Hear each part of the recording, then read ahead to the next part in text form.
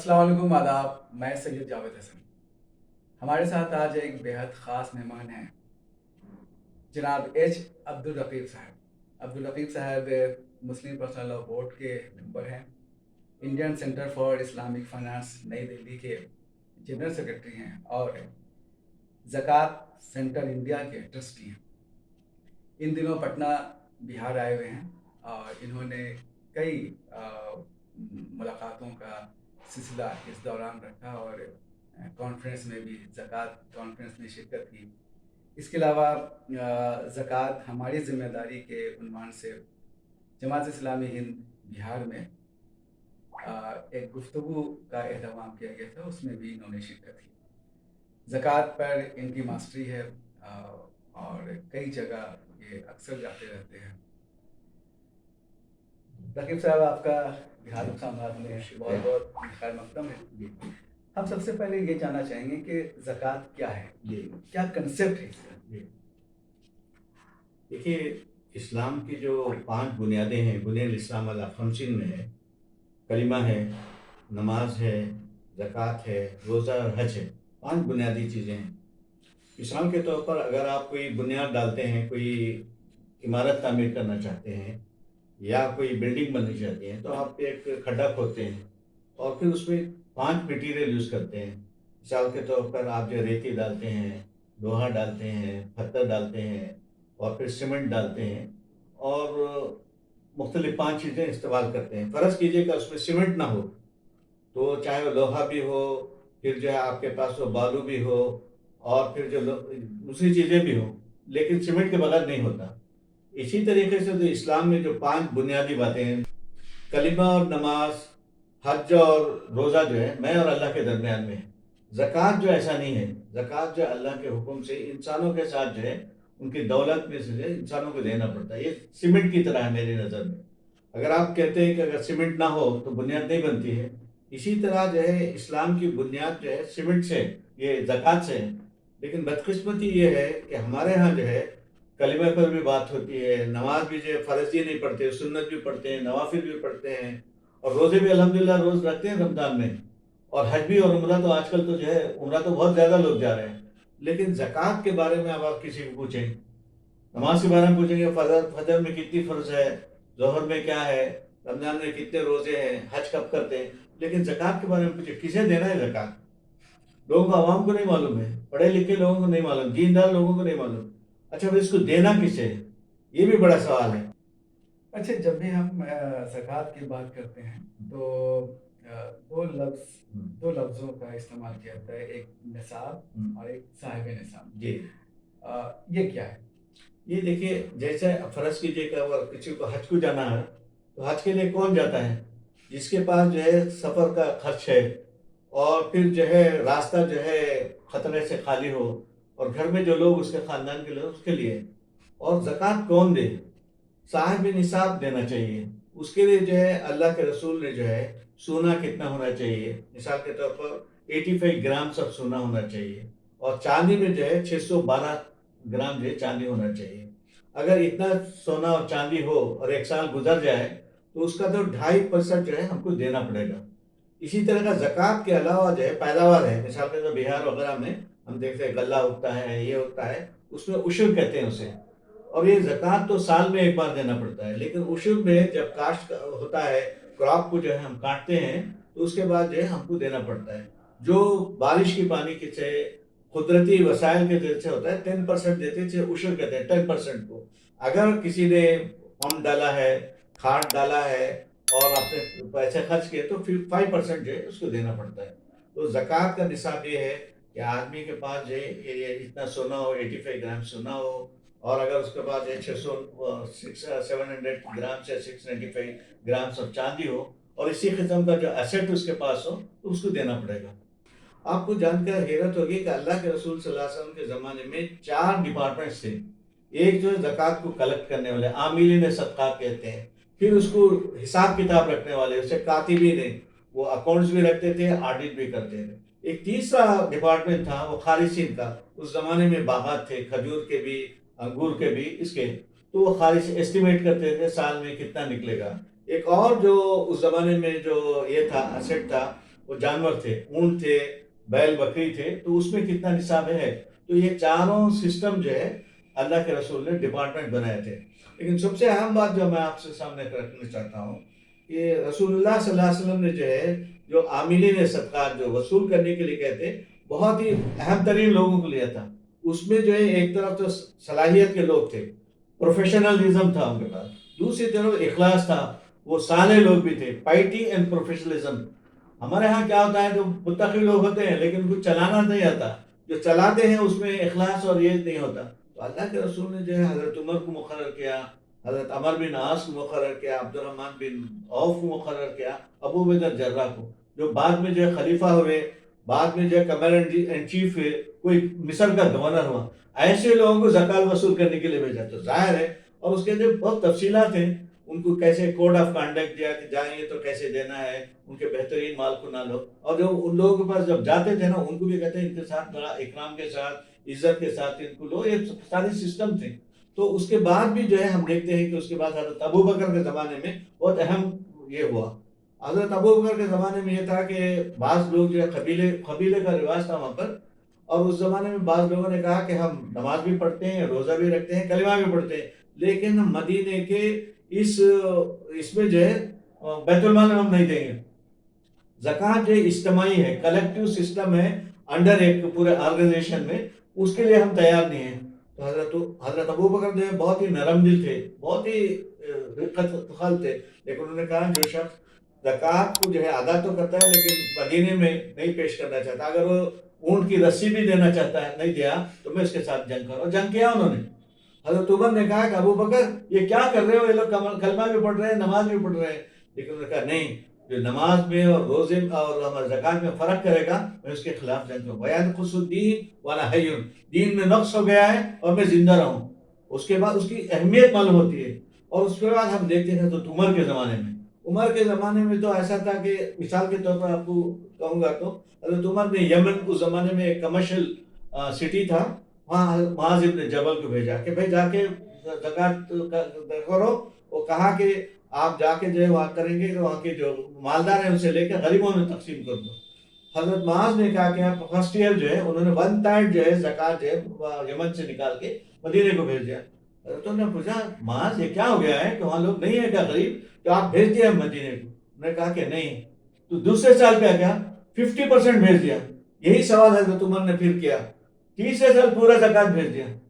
وہاں کوئی غریب ہی نہیں تھا. تو اس کا مطلب یہ ہے کہ جب زکوٰۃ کا سسٹم صحیح طریقے سے عمل میں ہوتا ہے وہاں غربت نہیں ہوتی، دینے والے ہوتے ہیں، لینے والے نہیں ہوتے. ہم ایسا چاہتے ہیں کہ آج کے زمانے میں بھی، آج جب ہم دیکھتے ہیں مسلمانوں میں 30% لوگ جو ہے غربت میں، سچر کمیٹی نے رپورٹ کیا ہے کہ 30% لوگ جو مسلمانوں میں بلو پاورٹی لائن ہے، فاقہ کش ہیں، دے دیں گے.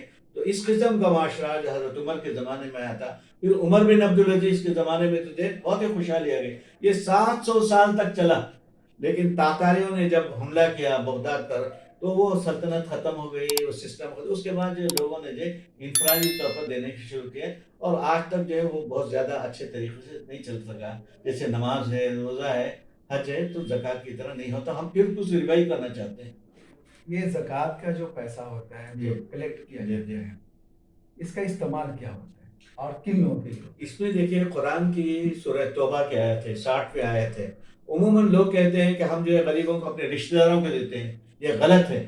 دیکھیے اس میں 100 آپ کے پاس 100% 100 روپے ہے تو آپ دیتے کتنے ہیں؟ 2.5 روپے. 97.5 روپے کس کے پاس رہتے ہیں؟ جو آدمی رکھتا ہے نا، میرے بھائی کے لیے، میری بہن کے لیے، میرے رشتہ دار کو 97 میں دو نا. یہ تو 2.5% دے رہے، چھوٹا سا 2.5 روپے. 100 روپے میں 2.5 روپے، تو 2.5 روپے تو غریبوں کو دو. اور جو 97.5% ہے اس میں سے اپنے رشتہ داروں کو بھی دو، اپنے پڑوسیوں کو بھی دو. یہ جو ہے قرآن کہتا ہے کہ 8 قسم کے لوگوں کو دینا کا ہے.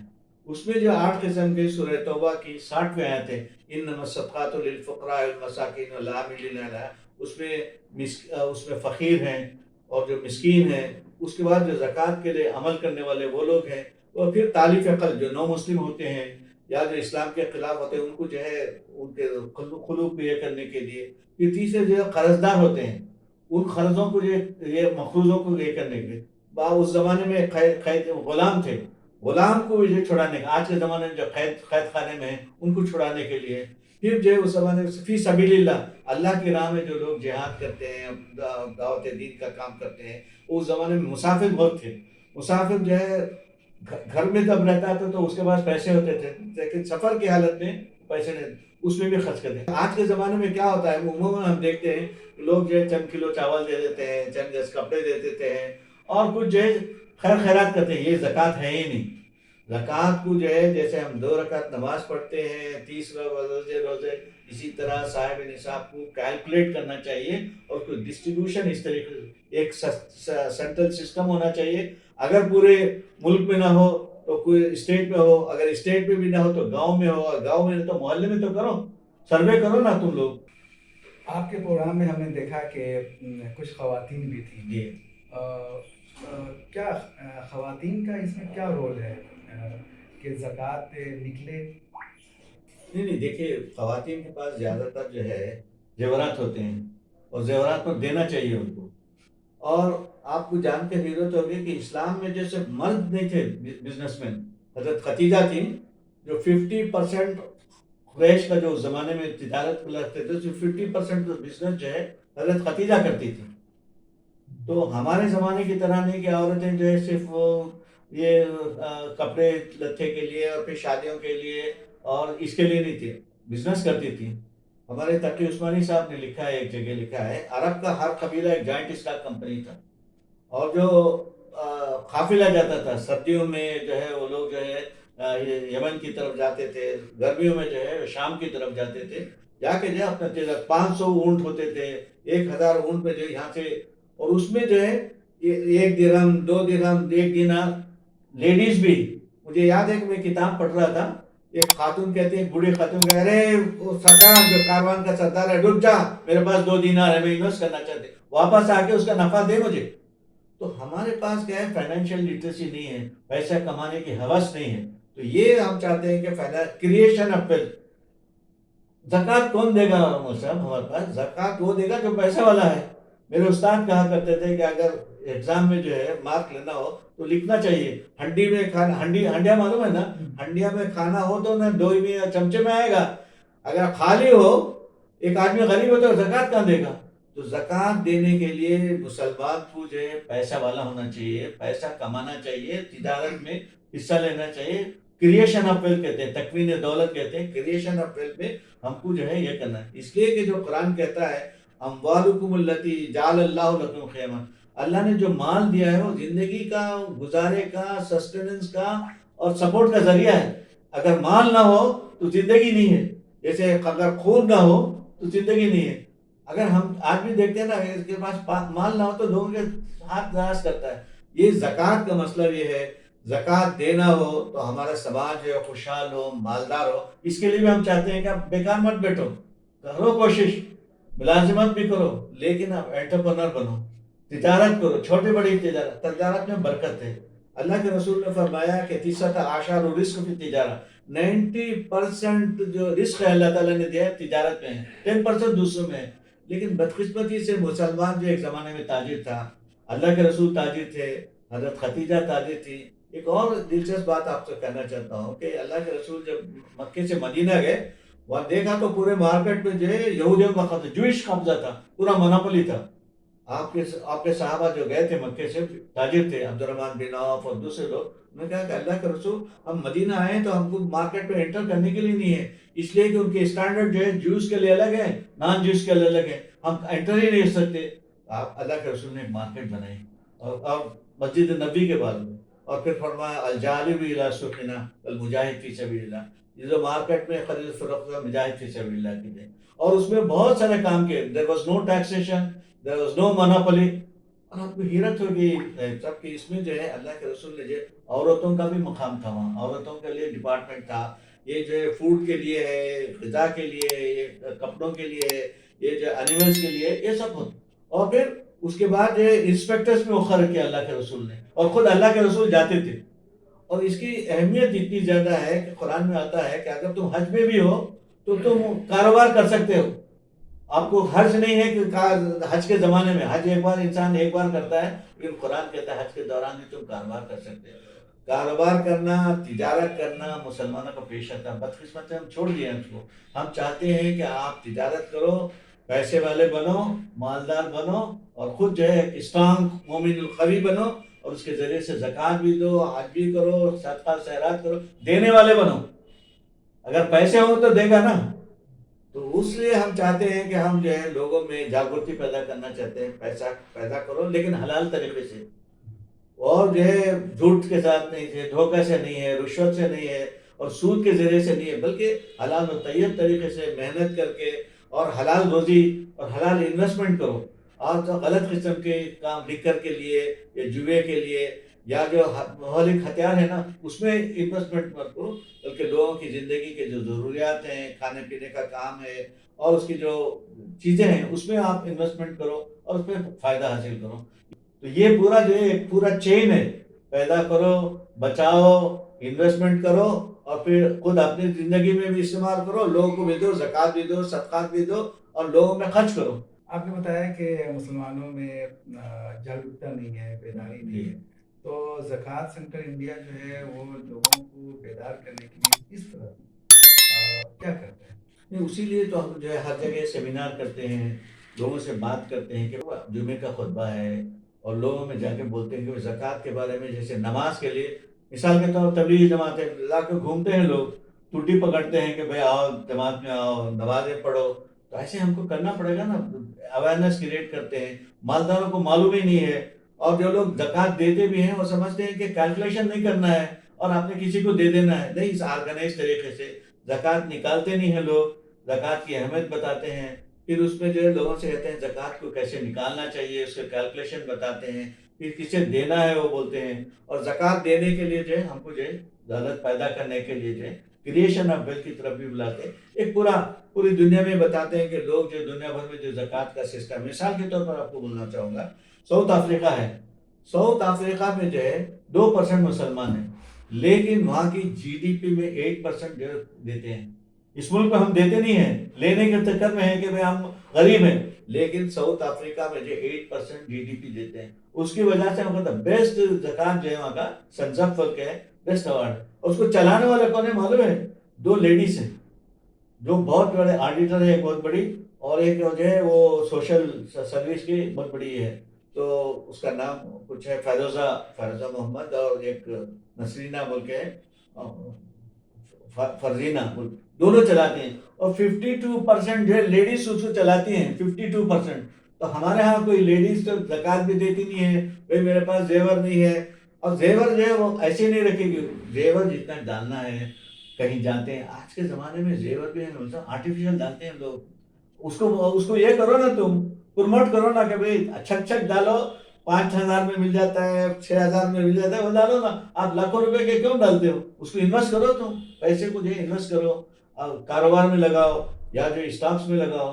شریعہ کمپلائنٹ فنڈس ہمارے پاس ہیں، میوچل فنڈس ہیں، یا چھوٹے چھوٹے کاروبار کرو نا، چھوٹے چھوٹے. آپ کا مطالعہ کافی وسیع ہے.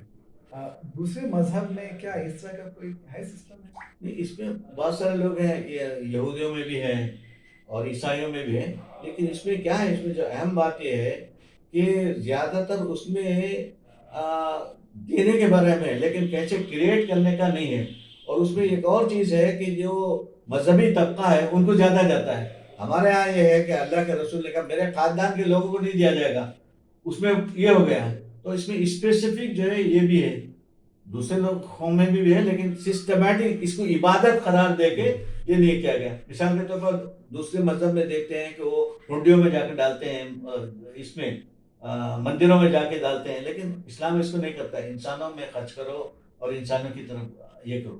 وہ اس میں مندروں میں جا کے، گرجا میں جا کے، بڑے بڑے مندر ہوتے ہیں نا، اس میں جو ہے پوجا استھان میں وہ لوگ ڈال دیتے ہیں ہنڈیوں میں، اور لاکھوں کروڑ روپے جمتے ہیں. اسلام اس کی طرح یہ نہیں کرتا، انسانوں پر خرچ کرو.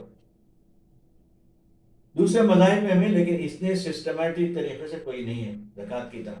وہ چیریٹی کے طور پر اس کو چیریٹی صدقہ ہے، لیکن یہ کمپلسری ہے کہ 2.5% آپ کو دینا ہی دینا ہے. اگر نہیں دیں گے تو یہ پینالائزڈ، اللہ کی نظر میں جو آپ گناہ گار ثابت ہوں گے. تو یہ تھے عبدالرقیب صاحب، جنہوں نے بہت ہی واضح طور پر کہا کہ زکوٰۃ ایک عبادت ہے اور یہ بھی کہا کہ آپ پیسہ کمائیے، جائز کمائیے، اور خود بھی خوشحال رہیے اور دوسروں کو بھی خوشحال بنانے میں ان کی مدد کیجیے۔ ہم امید کرتے ہیں کہ عبدالرقیب صاحب کا یہ پیغام ہمارے جتنے بھی درشک ہیں ان تک پہنچے گا اور وہ اس پر عمل کریں گے۔ بہت بہت شکریہ۔ شکریہ، جزاک اللہ، تھینک یو ویری مچ۔